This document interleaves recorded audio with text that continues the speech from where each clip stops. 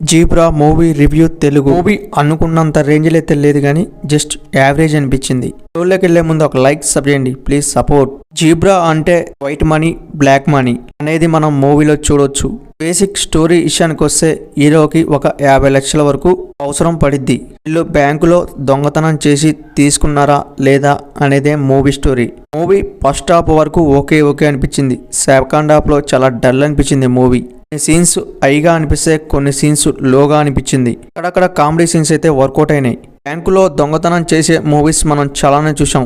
ఇది ఒక డిఫరెంట్ గా అనిపించింది. ఇంకా ఇలాంటి స్టోరీలను పట్టుకొని ఇలాంటి మూవీస్ తీస్తే రొటీన్ గా అనిపించింది అనుకోవచ్చు. స్క్రీన్ ప్లే అయితే పర్లేదు అనిపించింది. బ్యాక్గ్రౌండ్ మ్యూజిక్ కూడా పర్లేదు అనిపించింది. ఫైట్ సీన్స్ కూడా పర్లేదు అనిపించింది. స్టోరీ అంత పర్ఫెక్ట్ గా లేదనిపించింది. ఇంకా కొంచెం ఎఫెక్ట్ పెట్టి తీసినట్టయితే వేరే లెవెల్లో ఉండదనిపించింది మూవీ అయితే. సత్యదేవ్ యాక్టింగ్ విషయానికి వస్తే వేరే లెవెల్లో చేసింది అనిపించింది. మూవీలో చాలా మంది యాక్టర్లు వర్క్ చేశారు అనుకోవచ్చు.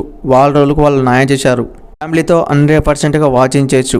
సెకండ్ హాఫ్ లో కొన్ని సీన్స్ చాలా డౌన్ అయితే అనిపించింది. ఎంగేజింగ్ గా తీసబోలే అనిపించింది మూవీని. మూవీ మొత్తం కూడా ఫస్ట్ హాఫ్ చాలా టెన్షన్ తో స్టార్ట్ అయింది. ఫస్ట్ హాఫ్ లో ఉన్న కొన్ని క్యారెక్టర్స్ ని సెకండ్ హాఫ్ లో లింక్ చేయలే అనిపించింది మూవీని. అక్కడ డౌన్ అయితే అనిపించింది మూవీ మొత్తం కూడా. మూవీ నాకు అనుకున్నంత రేంజ్లో అయితే లేదు, జస్ట్ యావరేజ్ అనిపించింది. పోయి చూడాలనుకుంటే మూవీని స్టార్ట్ చేయొచ్చు.